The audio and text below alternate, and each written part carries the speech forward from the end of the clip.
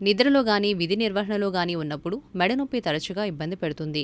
ఈ సమస్యకు వాపు, గాయమే కాదు, మనం కూర్చునే భంగిమ కూడా చాలా కీలకమని వైద్యులు చెబుతున్నారు.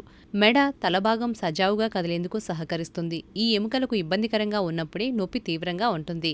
కొన్నిసార్లు నిద్రపోయిన తీరు సరిగా లేకపోయినా మెడ పట్టేస్తుంది.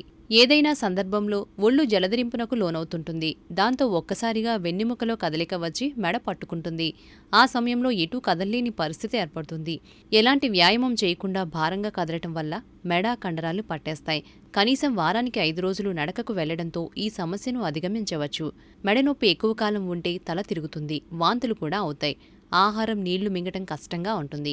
సమస్యను నివారించుకోవడానికి వైద్యుని సాయం తీసుకోవాలి. డిస్క్ ఎముక అరిగిపోయినప్పుడు ఈ సమస్య బాధిస్తుంది. తలనొప్పితో పాటు కీళ్లు శబ్దాలు రావచ్చు. విశ్రాంతి తీసుకుంటే చాలా వరకు ఇబ్బంది తగ్గిపోతుంది.